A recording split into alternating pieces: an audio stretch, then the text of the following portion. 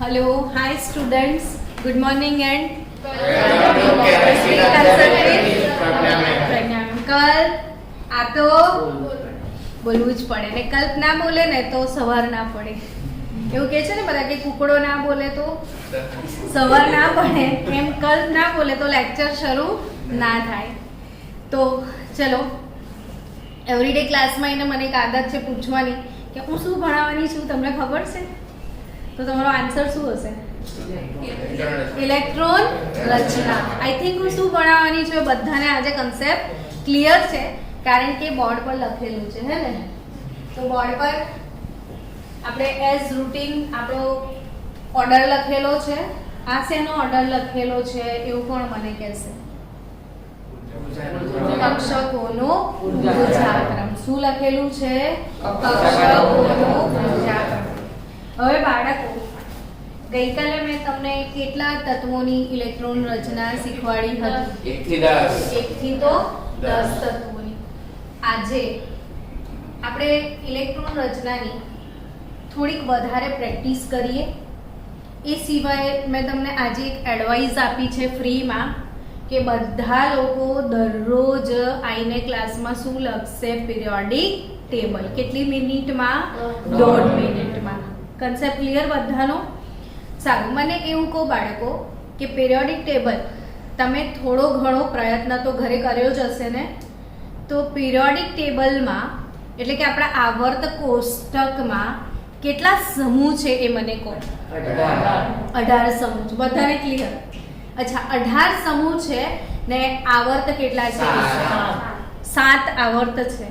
18 સમૂહ, 7 આવર્ત. તો એના અંદર વિભાગ કેટલા છે એ કહો. 4 વિભાગ કયા કયા? એટલે ટૂંકમાં બહુ જ સારું એવું નોલેજ છે ને. એસ વિભાગ, પી વિભાગ, ડી વિભાગ, એફ વિભાગ.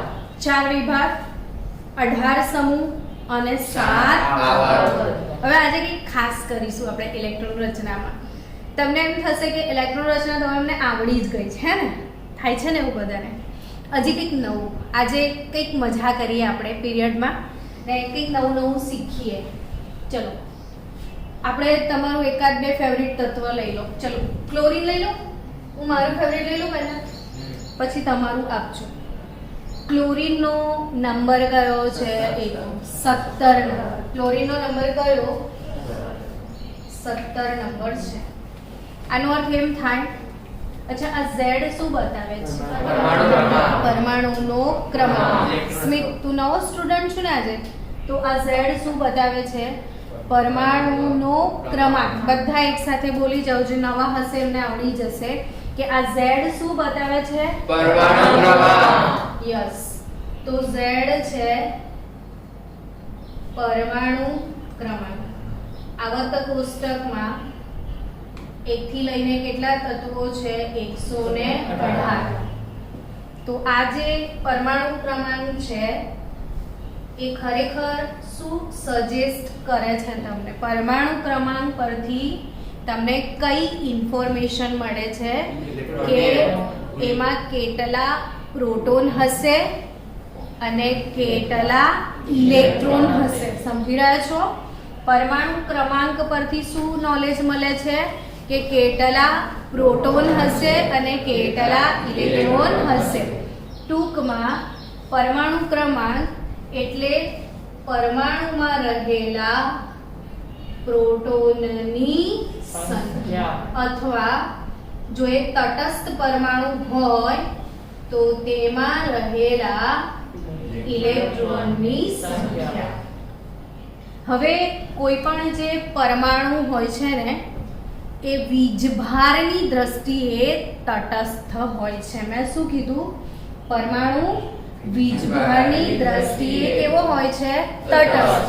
એનો અર્થ શું થાય? વીજભારની દ્રષ્ટિએ તટસ્થ એનો અર્થ શું થાય કે એમાં જેટલો ધન વીજભાર હોય, શું હોય? જેટલો ધન વીજભાર. લાઈક મારી પાસે 17 પ્રોટોન છે તો મારો ધન વીજભાર કેટલો થાય? +17 થાય. પણ મારી જોડે ઇલેક્ટ્રોન બી કેટલા છે? 17 જ. તો મારો ઋણ વીજભાર કેટલો થાય? -17 થાય. તો 17 પ્રોટોન. આપણે પ્રોટોન પર +1 એકમ વીજભાર કન્સિડર કર્યો છે ને ઇલેક્ટ્રોન પર -1 એટલે 17 પ્રોટોનનો ધન વીજભાર +17 થાય અને 17 ઇલેક્ટ્રોનનો ઋણ વીજભાર -17 થાય. તો કોઈ પણ તટસ્થ પરમાણુ કહેવાય ને, આ તટસ્થ પરમાણુ કહેવાય. તો એનો વીજભાર કુલ કેટલો થાય? 0. હવે જેનો વીજભાર 0 હોય એને વીજભારની દ્રષ્ટિએ તટસ્થ છે તેવું કહેવાય. ક્લિયર ને બધાને? હવે ધારો કે ક્લોરીન હું 1 ઇલેક્ટ્રોન મેળવી લઉં છું. હું શું કરું છું? 1 ઇલેક્ટ્રોન મેળવું છું. તો ક્લોરીન 1 ઇલેક્ટ્રોન મેળવે છે. તો હવે એની પાસે પ્રોટોન થોડી બદલાશે. એણે તો ઇલેક્ટ્રોન મેળવ્યો છે ને, તો કોની સંખ્યા બદલાશે? ઇલેક્ટ્રોન. તો પ્રોટોનનો વીજભાર તો 17 જ રહેશે ને, અને ઇલેક્ટ્રોન કુલ કેટલા થઈ ગયા? -18 વીજભાર થયો ઇલેક્ટ્રોનનો. તો એના પર કુલ વીજભાર કેટલો આવે? -1. સમજાયું? એટલે જો ક્લોરીન 1 ઇલેક્ટ્રોન મેળવે તો ક્લોરાઇડ બને.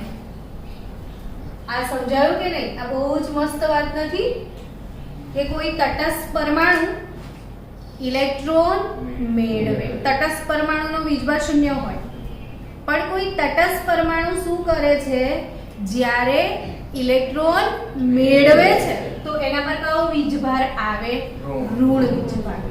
પણ કોઈ તટસ્થ પરમાણુ હોય, લાઈક સોડિયમ છે, તો સોડિયમનો પરમાણુ ક્રમાંક કેટલો છે? કોણ કહેશે ક્લાસમાંથી? 11. સોડિયમનો પરમાણુ ક્રમાંક કેટલો છે? 11. તો જો સોડિયમનો પરમાણુ ક્રમાંક 11 હોય તો 11, એક મિનિટ, આ કોણ છે જો તો. ઓકે, ચલો. સોડિયમનો પરમાણુ ક્રમાંક કેટલો છે? 11. તો આનો અર્થ શું થાય કે સોડિયમની અંદર 11 પ્રોટોન છે અને 11 ઇલેક્ટ્રોન છે. રુદ્ર, તને સમજ પડી રહી છે? સોડિયમનો ક્રમાંક કેટલો છે? 11. આજે મેઘ નથી આવ્યો ને, મને યાદ કરાવું છું. તો સોડિયમનો ક્રમાંક 11 છે એટલે એના પાસે 11 શું છે? પ્રોટોન. 11 શું છે? કુલ વીજભાર કેટલો? 0 થયો. પણ માની લો કે એણે 1 ઇલેક્ટ્રોન ગુમાવી દીધો. કોણે? સોડિયમ. સોડિયમ શું કરી રહ્યો છે? 1 ઇલેક્ટ્રોન ગુમાવે. જો મેળવે તો આ બાજુ લખાય. આવું લખતા બી શીખીએ ને આપણે ધીરે ધીરે. ને ગુમાવે તો આ બાજુ લખાય. હવે એને 1 ઇલેક્ટ્રોન ગુમાવી દીધો ને, તો પ્રોટોન તો 10 છે. ઇલેક્ટ્રોન કેટલા થઈ ગયા? સોરી, પ્રોટોન તો 11 જ છે. ઇલેક્ટ્રોન કેટલા થઈ ગયા? 10. તો એનો વીજભાર કેટલો થશે એવું કહો? +1. તો હવે આપણે આ +1 ને -1 કેમ લખતા હતા એ ખબર પડી ખરી તમને? સમજાયું? તો આ જે સોડિયમ છે એની પાસે 11 પ્રોટોન હતા એટલે એનો કુલ વીજભાર +11. 11 ઇલેક્ટ્રોન હતા એટલે એનો કુલ વીજભાર -11. પણ 1 ઇલેક્ટ્રોન એને શું કર્યો? ગુમાવ્યો. તો 11 પ્રોટોન વર્સિસ 10 ઇલેક્ટ્રોન, તો એ કેટલો વીજભાર ધારણ કરશે? +1. તો ધનાયન ક્યારે બને? જ્યારે તટસ્થ પરમાણુ ઇલેક્ટ્રોન ગુમાવે ત્યારે. અને ઋણાયન ક્યારે બને? પણ એટલે આમ સમજણ પડીને અત્યાર સુધી આપણે ગોખી નાખતા હતા, પણ આ કેવી કે આપણે અંદર મનથી સમજ્યા તો મજા આવે. મન હોય ને તો માંડવે જવાય. ચલો, આપણે બધાએ બીજા માંડવે જવાનું છે. હવે આપણી પાસે પરમાણુ ક્રમાંક Z એટલે શું બાળકો? પ્રોટોનની સંખ્યા અથવા ઇલેક્ટ્રોનની સંખ્યા. એને આપણે શું કહીએ છીએ? પરમાણુનો ક્રમાંક. હવે ક્લોરીનમાં કેટલા ઇલેક્ટ્રોન છે? 17. 17 ઇલેક્ટ્રોનની ઇલેક્ટ્રોન રચના શું થાય? તો કે પહેલા કઈ કક્ષક લખવાની છે? 1s. પછી 2s, પછી 2p, પછી 3s, પછી 3p, પછી 4s જોઈએ, જરૂર પડશે તો લખીશું. બરાબર. હવે આપણે 17 ઇલેક્ટ્રોનને ધીરે ધીરે ભરતા આવીએ. ઇલેક્ટ્રોન રચના તમને આવડે છે એવો મને થોડોક વિશ્વાસ છે તમારી પર. ધીરે ધીરે આવડી ગઈ ને હવે? ચલો, પહેલા કેટલા ભરવાના 1s માં? 2 ને 2 4. અહીંયા કેટલા લખો? 6 ને 4 10 ને 2 12. કેટલા જ છે? 17. વધ્યા કેટલા? 5. ક્લિયર? હવે આ ઇલેક્ટ્રોન રચના મેડમ અમારે કેમ લખવાની? તમારો પ્રશ્ન શું કે મેડમ અમારે ઇલેક્ટ્રોન રચના કેમ લખવાની? ના લખીએ તો શું? તો કે જો તમને કેટલી સમજણ પડવાની છે ઇલેક્ટ્રોન રચનાથી એ સમજાવું કે કેટલું બધું આપણને જાણવા મળશે ઇલેક્ટ્રોન રચનાથી. હવે આમાં ઇલેક્ટ્રોન રચનામાં તમને એ ખબર પડશે કે આ પહેલી કક્ષા છે, પછી આ કઈ કક્ષા જોવાય છે અને આ ત્રીજી. બરાબર. તો ત્રીજી કક્ષા આની કઈ કક્ષા કહેવાય? બાહ્યતમ કક્ષા અથવા સંયોજકતા કક્ષક આવું પણ કહેવાય. તો તમે બાહ્યતમ કક્ષા એટલે સૌથી મહત્તમ નંબર તમને 3 દેખાયો કે નહીં? હેલો એવરીવન, મહત્તમ નંબર કેટલો દેખાયો? 3. એ શું બતાવે છે કહું તમને? આવર્તનો નંબર. એટલે આના પરથી તમને ખબર પડી જશે કે ક્લોરીન કયા આવર્તનનું તત્વ છે? ત્રીજા આવર્તનું. કયા આવર્તનું તત્વ છે? ત્રીજા આવર્તનું. તો આવર્ત ક્યાંથી નક્કી થાય? એ કન્સેપ્ટ ક્લિયર? શેના પરથી નક્કી થાય? કક્ષાના નંબર પર. હવે મને બીજો આન્સર આપજો. બધાને આવર્ત ક્લિયર ને? કેવી રીતે ક્લિયર કર્યો? વૈદેહી આવર્ત શું દેખવાનું? બાહ્યતમ કક્ષા. આપણે જેમ જેમ હજી બીજા કોન્ફિગરેશન લખશું ને કન્સેપ્ટ ક્લિયર થશે. હવે બાહ્યતમ કક્ષા ત્રીજા નંબરની છે. મહત્તમ નંબર આમાં 3 દેખાય છે એટલે કયા આવર્તનું તત્વ છે? ત્રીજા આવર્તનું. આવર્ત પછી સમૂહ કયો એનો? તો એ નક્કી કરીએ. હવે તમે એમ વિચારો, તમે છેલ્લો ઇલેક્ટ્રોન જ્યારે ભર્યો તો ને તો કઈ કક્ષકમાં ગયેલો? આમાં તમે છેલ્લો ઇલેક્ટ્રોન કઈ કક્ષકમાં નાખ્યો છે? પી કક્ષકમાં નાખ્યો છે. છેલ્લો જુઓ ને, આ રહ્યો છેલ્લો અહીંયા જ હોય ને. કઈ કક્ષકમાં? પી કક્ષકમાં. તો જેનો છેલ્લો ઇલેક્ટ્રોન પી કક્ષકમાં ભરાય. શું બોલી રહી છું સાંભળજો. જેનો છેલ્લો ઇલેક્ટ્રોન પી કક્ષકમાં ભરાય એ પી વિભાગનું તત્વ કહેવાય. કયા વિભાગનું કહેવાય? પી વિભાગનું તત્વ. તો આનો આવર્ત ખબર પડી ગઈ તમને? તો તમને વિભાગ પણ ખબર પડી જશે. તો વિભાગ કયો છે? પી વિભાગ. કયો વિભાગ છે આનો? પી વિભાગ. વિભાગ ખબર પડી ગઈ? હવે મને એવું કહો વિદ્યાર્થીઓ, આવર્ત કોષ્ટક ભલે 1.5 મિનિટમાં હમણાં નહીં લખતા હો પણ તમારે તૈયાર થોડું ઘણું તો થયું છે ને? એકવાર જોયું તો છે ને? તો મને એમ કહો કે આવર્ત કોષ્ટકમાં કુલ કેટલા સમૂહ છે? 18મા સમૂહમાં આ બાજુ શું છે? એસ વિભાગ અને આ બાજુ પી વિભાગ અને વચ્ચે ડી અને એફ વિભાગ છે. આટલી ખબર તો છે જ. આવતીકાલે ક્લાસમાં દરેક બાળક આવર્ત કોષ્ટક દોરીને જ લાવશે. ક્લિયર ને? શું કીધું? શું દોરીને લાવશો? આવર્ત કોષ્ટક. હું તમને એક વિડિયો એડવાન્સ 3 વિડિયો એડવાન્સ મોકલીશ આવર્ત કોષ્ટક તૈયાર કરવા માટેની રીતો. એટલે એ થઈ જ જવું જોઈએ આવતીકાલે. કારણ કે આ શનિવારે તમારો ટેસ્ટ છે ને, તો આ શનિવારના ટેસ્ટમાં આવર્ત કોષ્ટક કમ્પલસરી દોરવાનું જ છે. તમામ લોકો ડિવાઇન પર આવી જજો. ક્યાં આવી જશો? ડિવાઇન પર. તો ઓફલાઈન સેશનમાં આવર્ત કોષ્ટક દોરવાનું જ છે. સમૂહમાં મજા આવશે બધા જોડે બેસીને આવર્ત કોષ્ટક દોરવાની. આ આવર્ત કોષ્ટકની વાત કરી રહ્યા છે. વિભાગ કયો? પી વિભાગ. આવર્ત કોષ્ટકમાં પી વિભાગ આમ બોલીએ એટલે ઇમેજિન તો થાય કે આ બાજુ છે, હે ને આ બાજુ જે પી વિભાગ છે એમાં કેટલા સમૂહ છે? કહો મને. 6 સમૂહ. કેટલા સમૂહ છે? 6. ક્યાંથી ક્યાં સુધી? 13 થી લઈને 18 સુધી. 13મો સમૂહ, 14મો, 15મો, 16મો, 17મો અને 18મો. હવે પી વિભાગમાં કેમ 6 જ છે? તો કે વ્યાખ્યા શું કીધી કે જેનો છેલ્લો ઇલેક્ટ્રોન પી કક્ષકમાં હોય એ પી વિભાગનું તત્વ થાય.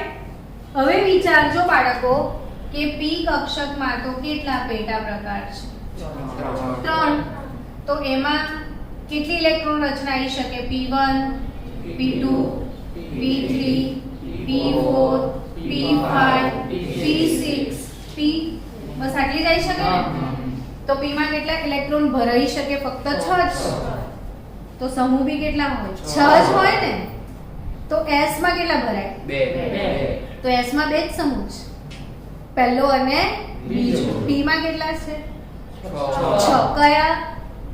13 થી લઈને 18. આ અંદરથી નીકળવું જોઈએ, આ અંદરથી નીકળવું જોઈએ, દિલથી નીકળવું જોઈએ કે 13 થી લઈને 18મો સમૂહ. 13 થી લઈને 18મો સમૂહ. આવર્ત કોષ્ટકથી ડરો નહીં, આવર્ત કોષ્ટકને પ્રેમ કરો, પ્રેમથી ભણો અને એટલું બધું સારી રીતે કરો કે આવર્ત કોષ્ટક એક વિદ્યાર્થીની અમાનત છે, કિડની છે, અને જેની કિડની ચોખ્ખી એનો કેમેસ્ટ્રી ચોખ્ખો.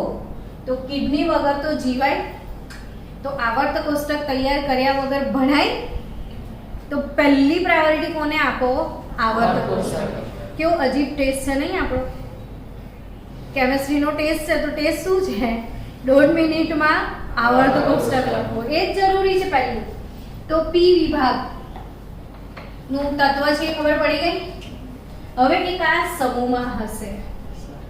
તો કે પી વિભાગમાં સમૂહ કયા એક ક્લિક થઈ જાય તો સ્ટોરી ઓવર.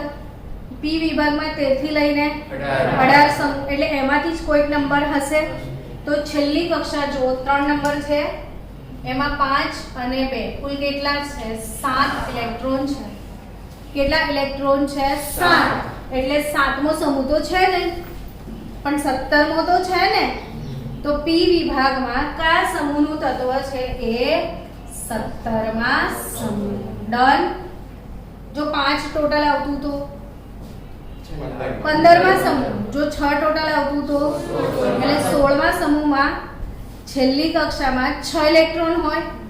15મા સમૂહનું તત્વ હોય તો છેલ્લી કક્ષામાં 5 ઇલેક્ટ્રોન હોય. સમજાઈ રહ્યું છે શું કહું છું એ? તો બચાવો, આનો સમૂહ કયો? 17. વિભાગ કયો? પી. કયા આવર્તનું તત્વ છે? એટલી બધી ખબર પડી. હવે આ જ ઇલેક્ટ્રોન રચનાને મારે શોર્ટકટમાં લખતા શીખવી છે. બીજી કઈ કઈ રીતે મને આવડવી જોઈએ લખતા? તો કે ગઈકાલે મેં તમને નિષ્ક્રિય વાયુઓનું બંચ શીખવાડ્યું હતું. યાદ છે કે ભૂલી ગયા? યાદ છે? નિષ્ક્રિય વાયુ કયા કયા શીખ્યા હતા? Helium, neon, argon, krypton, xenon, radon. Helium, neon, argon, krypton, xenon, radon ને છેલ્લો ઓર્ગનેશન. હવે હિલિયમનો નંબર 2 માં કેટલા ઉમેરો? 8. તો કેટલા થાય? 10. મીટિંગ બંધ થઈ ગઈ છે કેમ આવું? ચલો સ્ટુડન્ટ્સ, આ નિષ્ક્રિય વાયુનો બંચ બધાને આવડવો જોઈશે. નિષ્ક્રિય વાયુમાં હિલિયમનો એટલે નંબર 2 કેથી યાદ રાખવાનું ખબર છે કે હિલિયમ તો 2 નંબર, નિયોન તો 10 નંબર, 10 માં ઉમેરો 8 તો આર્ગન 18 18 36 નંબર પર ક્રિપ્ટોન, 54 નંબર પર ઝેનોન અને 32 એટલે 86 નંબર પર રેડોન, 118 પર ઓર્ગનેશન. એટલે આપણને ઇનર્ટ ગેસ કેમ ખબર હોવી જોઈએ. તો આપણું જે ક્લોરીન છે, કયું તત્વ? ક્લોરીન. એની ઇલેક્ટ્રોન રચનાને આપણે શોર્ટકટ વેમાં લખવા જઈ રહ્યા છીએ. હવે આ આટલું બધું લાંબુ છે તો તમને એવું લાગે છે કે ક્લોરીનમાં કોઈ નિષ્ક્રિય વાયુ પડી શકે એમ છે? કયો નિષ્ક્રિય વાયુ લાગે છે? નિયોન. 17 નંબર છે ને, આર્ગન નો નંબર કયો છે? 18. તો આર્ગન તો આવે નહીં, તો આર્ગન પહેલા કોણ છે? નિયોન. તો અહીં સુધી નિયોન છે, જો તો 6 ને 4 10. તો નિયોન લખાઈ જશે 3s અને 3p, 3s2 3p. તો આ ક્લોરીન Z બરાબર 17, neon 3s2 3p5, neon 3s2 3p5. આ સમૂહનું તત્વ છે, આ 17 માં સમૂહ કયા આવર્તનનું છે? ત્રીજા. અને કયા વિભાગનું P છે? વિભાગ. હવે આ જ ઇલેક્ટ્રોન રચના ત્રીજી રીતે. ક્લોરીન Z બરાબર 17, નિયોન 3s2 થયું અને 3p માં કેટલા ઇલેક્ટ્રોન છે? 5. p માં કેટલા છે? 5. તો કેવી રીતે લખાશે 5 ઇલેક્ટ્રોન? તો કે 1 2 3 4 5 થયું કે નહીં? હવે ક્લોરીન એક મેળવશે, ધારો કે, તો ક્લોરીન એક મેળવીને શું બનશે? ક્લોરાઇડ. તો એની ઇલેક્ટ્રોન રચના શું થશે વિચારો? તો 3s2 હવે ઉમેરાશે તો ક્યાં ઉમેરાશે એ તો વિચાર. છેલ્લે અહીંયા જગ્યા ખાલી છે, તો આવા વાળો અહીં ઉમેરાઈ ગયો. તો હવે ક્લોરીનમાં 17 હતા, અહીંયા કેટલા થઈ ગયા? 18. તો સીધો આર્ગન એવું લખાય. હા કે ના? કેટલા લોકોને સમજણ પડી કે આ 17 નિયોન હતો, એક આવી ગયો, કેટલા થયા? 3s2 3p6. 17 વત્તા 1 કેટલા થયા? 18. 18 શું થઈ ગયું? 18 શું થઈ ગયું? આર્ગન. ચલો સમજીએ ધીરે ધીરે આગળ. બીજું કોઈ એના જેવું તત્વ લખીએ આપણે, ઝિંક લખીએ. ચલો આજે ઝિંક. ઝિંક નો નંબર કેટલા લોકોને, કોઈને ખબર છે? કેટલા લોકોને પૂછાય નહીં. ઝિંક નો નંબર કયો? 30. પાછું બંધ ના થઈ જાય, જો તું. ઓકે ચલો નેક્સ્ટ તત્વ કયું છે? ઝિંક. Z = 30. ઝિંક નો પરમાણુ ક્રમાંક Z કેટલો છે? 30. કેટલો છે? 30. કન્સેપ્ટ ક્લિયર બધાનો? હવે ને ઇલેક્ટ્રોન રચના લખીએ. હવે ડાયરેક્ટ શોર્ટકટ મારતા શીખીએ. શું મારતા શીખીએ? ડાયરેક્ટ. તો 30 પહેલા કયો નિષ્ક્રિય લેવાય? આર્ગન. 18 લેવાશે? 18. આર્ગન પછી કોણ આવે? Helium, neon, argon, krypton. Krypton નો નંબર કયો છે? 36. 36 તો તમે લઈ જ નથી શકવાના, એટલે શું લઈ શકશો તમે? આર્ગન. એટલે મેં આર્ગન તો લખી દીધું. હવે મને પ્રશ્ન શું થાય ખબર? કે આર્ગન પછી કક્ષા કઈ લેવાની? ઉપરથી હું ઉઠાવું તો ખરી, પણ હું કઈ કક્ષા મૂકીશ? આ પ્રશ્ન થાય. તો મેં તમને એક શોર્ટકટ આપ્યો હતો કે હિલિયમ પછી કોણ શરૂ થાય? 2s. નિયોન પછી 3s. આર્ગન પછી 4s. શીખાયું તો આવું? તો આર્ગન પછી શું લખવાનું? 4s. ને 4s પછી કોણ આવે? 3. આ તો તમને જોઈશે જ જોઈશે. ઇલેક્ટ્રોન રચના માટે બે વસ્તુ ખાસ જોઈશે. એક તો આ ક્રમ ને બીજું આ નિષ્ક્રિય વાયુઓનો નંબર ને આ ટ્રીક. એટલે તમારું કામ ઈઝી થશે. તો ઝિંક, આર્ગન, 4s3d થયું. હવે આ કેટલા ઇલેક્ટ્રોન છે? 30 છે ને? આમાં કેટલા જતા રહ્યા? 18 અને 2 20 ને 10 30. થઈ ગયું? ધીરે ધીરે આવડી રહ્યું છે shortcut? Okay. Argon 4s2 3d 10. હવે તમને એ નક્કી કરવાનું છે કે એનો સમૂહ કયો છે, એનો આવર્ત કયો છે અને એનો વિભાગ કયો છે. હવે આ 3 ને 4 બે નંબર દેખાય છે. મહત્તમ કરો 4. તો સૌથી વધારે નંબર 4 છે.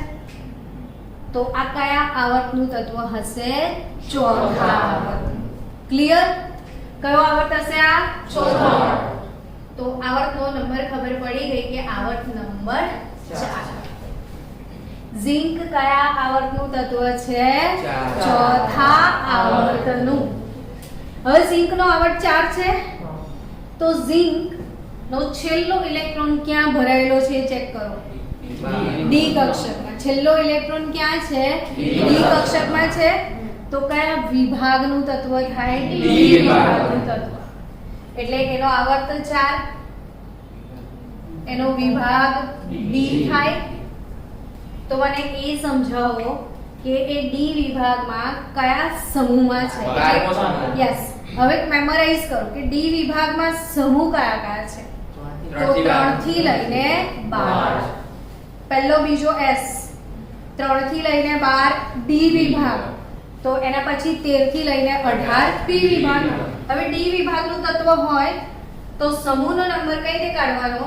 તો જે છેલ્લી કક્ષા છે 4s અને 3d બંનેનો સરવાળો કરી દેવાનો કે 10 + 2 12.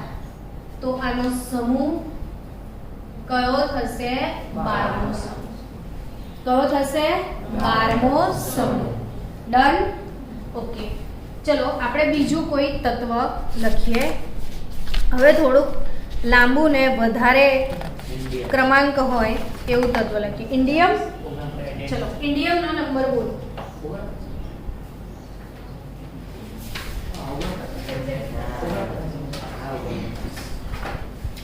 ઇન્ડિયમ એટલે IN.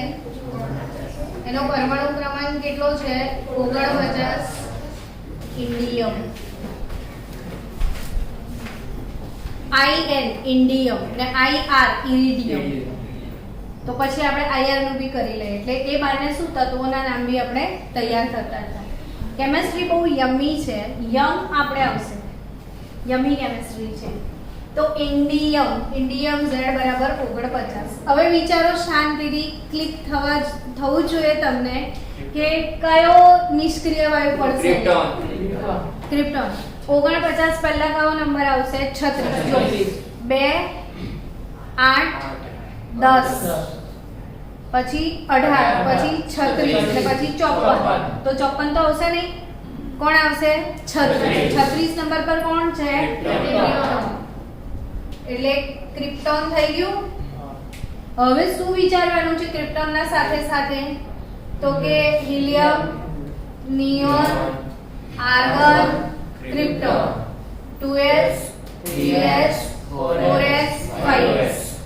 ક્રિપ્ટોન પછી કોણ આવે? 5s આવે. તો 5s પછી કોણ આવે? 4d. 5s પછી કોણ આવે? 4d. 4d પછી કોણ આવે? 5d. પછી 6s જરૂર પડશે તો લઈશું. ચલો આમાં કેટલા સમય ગયા છે? 36. 36 ને 2 કેટલા? 38 ને 10 ને 1 49. આવડી રહ્યો છે? કોન્ફિડન્સ આવે છે કે કોન્ફિડન્સ લૂઝ થાય છે? પાક્કું આવે છે ને કોન્ફિડન્સ? ઓકે, ચલો 5s 4d ને 5p. હવે મને કહો કે ભાઈ આ કયા આવર્તનું તત્વ હશે? 5મા આવર્તનું તત્વ હશે. તો આ રહ્યો 5મો આવર્ત. દેખાઈ રહ્યો છે? હું આને ગોઠવી દઉં હવે જરાક. ઇન્ડિયમ Kr 4d10 લખી ને 5s ને 5p જોડે જોડે લખી દઈએ. તો 5s2 5p1. 5 નંબર દેખાઈ રહ્યો છે તમને? છેલ્લી કક્ષક ને આ સંયોજકતા કક્ષક છેલ્લી 5 એટલે આનો આવર્ત કયો? 5મો. આવર્ત કોષ્ટકના કયા આવર્તમાં ઇન્ડિયમ છે? 5મા આવર્તમાં. ક્લિયર? હવે 5મો આવર્ત છે તો વિભાગ કયો છે? તો કે એ નક્કી કરો કે એનો છેલ્લો ઇલેક્ટ્રોન કઈ કક્ષકમાં દેખાય તમને? પી કક્ષકમાં જોવાયો? જેનો છેલ્લો ઇલેક્ટ્રોન પી કક્ષકમાં હોય કયા વિભાગનું તત્વ કહેવાય? કયા વિભાગનું કહેવાય? પી વિભાગનું. પ્રશ્ન જે પૂછ્યો છે એનો જવાબ અપાય અઘરું થઈ જાય. તો આવર્ત કોષ્ટકનો આ 5મો આવર્ત વિભાગ કયો? પી વિભાગ. એને સમૂહની ઉતાવળ છે. હવે બોલ. તેરમું. કેમ કે એને ખબર પડી ગઈ છે એટલે એને મજા આવે છે. 2 + 1 3 અને પી વિભાગમાં ત્રીજો સમૂહ છે ને તો 3 આવે તો કયો ગણવાનો? 13મો સમૂહ. તો આ 13મો સમૂહ થઈ ગયો ઇન્ડિયમ. તો આ 13મા સમૂહની છેલ્લી કક્ષામાં જુઓ કેટલા ઇલેક્ટ્રોન છે? 3 ઇલેક્ટ્રોન છે. એટલે 13મા સમૂહનો લોકો 3 ઇલેક્ટ્રોન કદાચ ગુમાવી શકશે. એટલે એમનો ઓક્સિડેશન એટ +3 જ હશે. ચલો આટલી ખબર પડી ને. હવે કોન્ફિડન્સ લેવલ વધે છે કે ઘટે છે? વધે છે તો વધતા વધતા કંઈક ખાસ બીજું કરી લઈએ. હા, યુરેનિયમ. ચલો યુરેનિયમ બોલો. યુરેનિયમ 92235 Z બરાબર 92 નંબર યુરેનિયમનો છે. યુરેનિયમનો નંબર કયો છે? 92 નંબર છે.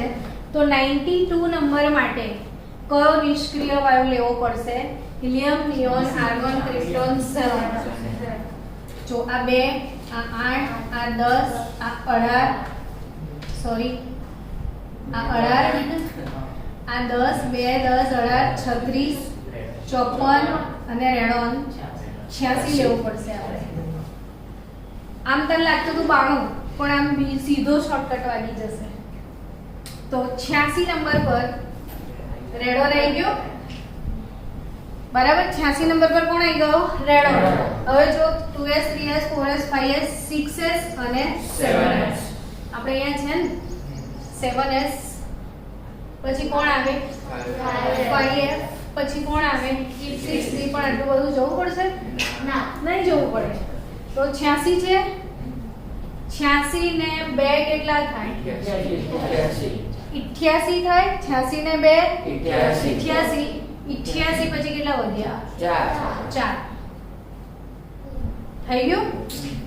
હવે આમાં કેવું છે? બહુ બધા અપવાદો છે અને એ અપવાદો આપણે F વિભાગમાં ભણીશું. ઇલેક્ટ્રોન રચનામાં કભી ઇધર કભી ઉધર ऐसा होगा. પણ ફિલહાલ આ આપણે લખી શકીએ. હવે 7s2 5f4 છેલ્લો ઇલેક્ટ્રોન ક્યાં છે એવું કહો? F માં છે. તો કયા વિભાગનું તત્વ થયું? F વિભાગનું. કયા વિભાગનું? F વિભાગનું તત્વ થયું. હવે F વિભાગ જે છે ને બાળકો, એ F વિભાગમાં 2 શ્રેણી આવેલી છે. નીચે છે ને આવર્ત કોષ્ટકમાં નીચે 2 શ્રેણી છે. એમાંની જે F વિભાગમાં પહેલી શ્રેણી છે એ લેન્થેનાઇડ શ્રેણી અને બીજી શ્રેણી છે એ એક્ટિનાઇડ શ્રેણી છે. તો એક લેન્થેનાઇડ શ્રેણી ને બીજી એક્ટિનાઇડ શ્રેણી. લેન્થેનાઇડ શ્રેણી હવે ભલે એ લોકો નીચે છે પણ એ લોકો ઉપર આવર્ત કોષ્ટકમાં છે. તમે દોરશો ત્યારે ખબર પડશે કે જગ્યા નથી ને એટલે નીચે છે. પણ F વિભાગ છે શેમાં? D વિભાગમાં. ને લેન્થેનાઇડમાં 58 થી લઈને 71 કુલ 14 તત્વો હશે. કેમ 14 હશે બોલ? F કક્ષકમાં 14 ઇલેક્ટ્રોન ભરાય. સમજી રહ્યા છો? F કક્ષકમાં કેટલા ઇલેક્ટ્રોન ભરાય? 14. F ની ઇલેક્ટ્રોન ક્ષમતા કેટલી છે? 14. એટલે આમાં કેટલા તત્વો છે? 14. અને બીજી કઈ શ્રેણી? એક્ટિનાઇડ શ્રેણી.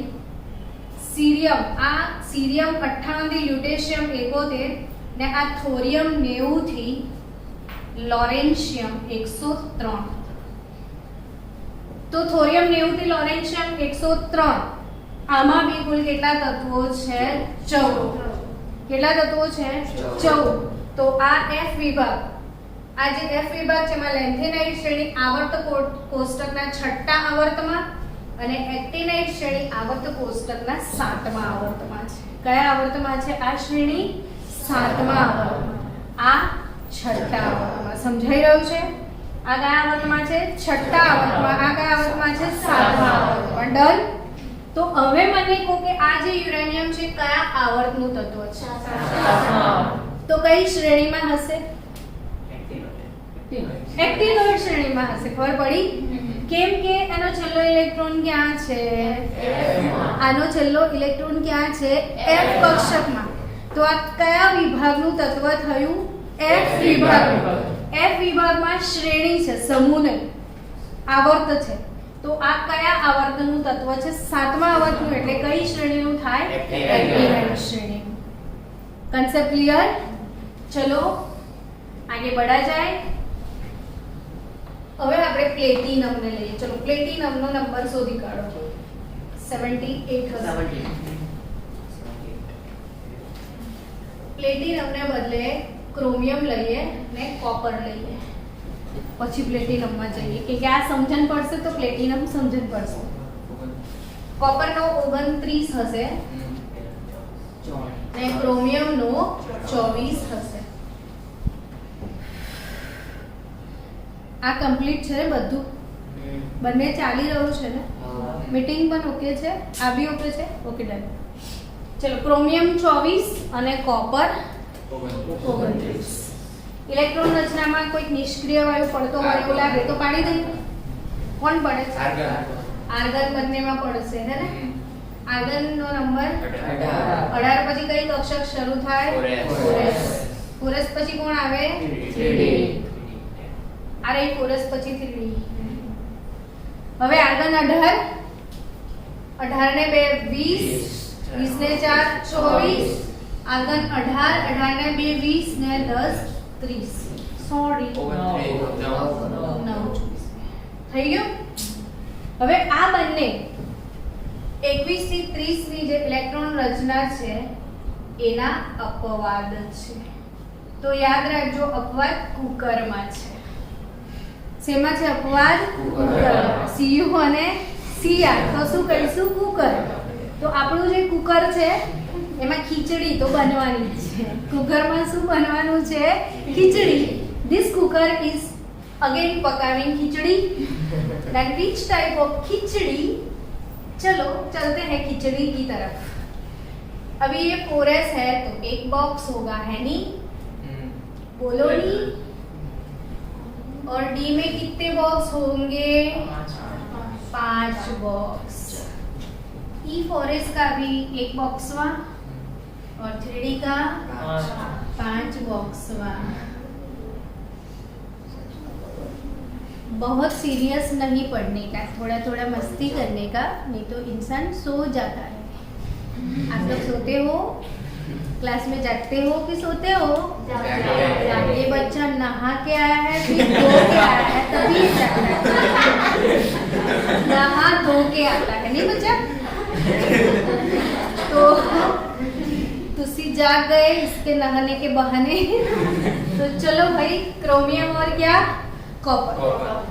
तो हम बात कर रहे हैं क्रोमियम के फोरस के बॉक्स की, तो उसकी तो चिंता ही नहीं है क्योंकि इसमें 2 बच्चे ना बड़े शांति से रहते हैं.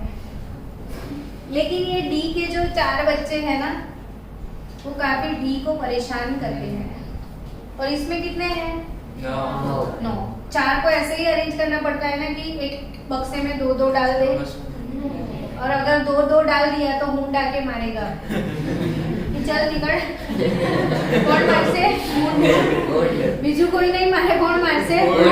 निकल नहीं तो पड़ से भेजा पड़. अब इसमें कितने बच्चे डालने हैं आपको? 9 बच्चे. 9 1 2 3 4 5 6 7 8 9. बहुत नाइंसाफी. 4 के पास है और हमारे पास नहीं. इन सबके पास 2-2 और हमारे पास सिर्फ एक ही. तो प्रॉब्लम शुरू यहाँ से हो रहा है. समझ रहे हो आप इसका प्रॉब्लम? कि आपके पापा घर में 5 बच्चे हैं, पापा 4 आइसक्रीम लेके आए. सोचो हाले घर कितने बच्चे हैं घर में? खाने वाले 5. पापा आइसक्रीम कितने लाए? 4. अब क्या होगा वो बताओ. मम्मी पप्पा ओटला पर બહાર બેસી હશે, અંદર ઘરમાં ઘમાસાણ યુદ્ધ ચાલતું હશે, સમજ્યા? અને મારામારી તો એટલી હશે, આઈસ્ક્રીમ પીગળી જશે પણ ઝઘડો પૂરો નહીં. એવું સેમ કે આ 4 જોડે છે અને મારી જોડે નહીં, ના ચાલે. એવું જ આ લોકો ઝઘડે છે એટલે અશાંત ઘર છે. આ કેવું ઘર છે? અશાંત. એટલે એટલો બધો ઝઘડમ ઝઘડી અસ્થાયીપણું ચાલે છે. આને સ્થાયી થવું છે. શું થવું છે? સ્થાયી. તો સ્થાયી થવા માટે આ એટલું બધું હેરાન કરી મૂકે છે કે આ 4s જે છે એ પોતાનો એક ઇલેક્ટ્રોન તું લઈ જા બાપા પણ શાંતિ રાખ. સમજણ પડી? 4s નો એક ઇલેક્ટ્રોન ક્યાં શિફ્ટ થાય છે? d માં. અને હવે આને સંતોષ થાય છે કે યસ આપણે તો ભરાઈ ગયા. ખ્યાલ આવ્યો? કોઈ યસ વાળી ફિલિંગ છે. આને કહેવાય અર્ધ પૂર્ણ સ્થાયી કક્ષક. કેવી કહેવાય? અર્ધપૂર્ણ સ્થાयी. भले अर्धी भराएली है, भले हम आधे हैं, लेकिन सबके पास आधा आइसक्रीम तो है. क्लियर? अभी इसको उपड़ा भूतवा कि इन सबके पास दो दो है और हमारे पास तो हमें तो दो दो है. किसको समझना पड़ेगा? पप्पा को फादर्स डे तो पप्पा बोलेंगे भाई ले जा जा ऐश करो. तो 4s અને 3d આ બંનેમાં ઊર્જાનો તફાવત ઓછો છે, એટલે આનો ઇલેક્ટ્રોન સરળતાથી જમ્પ મારીને આમાં આવી શકે છે. એટલે આ પોતાનો ઇલેક્ટ્રોન અહીંયા સ્થાનાંતરિત કરે છે. એટલે હવે આ કેવું કહેવાય? પૂર્ણ સ્થાયી. એટલે ક્રોમિયમ અને કોપરમાં સ્થાયીતા મેળવવા માટે શું કરવા માટે? સ્થાયીતા મેળવવા માટે 4s નો એક ઇલેક્ટ્રોન 3d માં ટ્રાન્સફર થાય છે. અહીંયા ઇલેક્ટ્રોન વિનિમય થયો. 4s માંથી ઇલેક્ટ્રોન ક્યાં ગયો? 3d માં. અહીંયા બી 4s માંથી 3d માં. આ પદ કોનામાં છે? કુકરમાં. કોનામાં છે? કોનામાં? કોનામાં? કોનામાં? અને આ જે કુકર છે Cr ક્રોમિયમ. ક્રોમિયમ અને આના પરથી કો કયો સમૂહ હશે આવર્ત કોષ્ટકનો?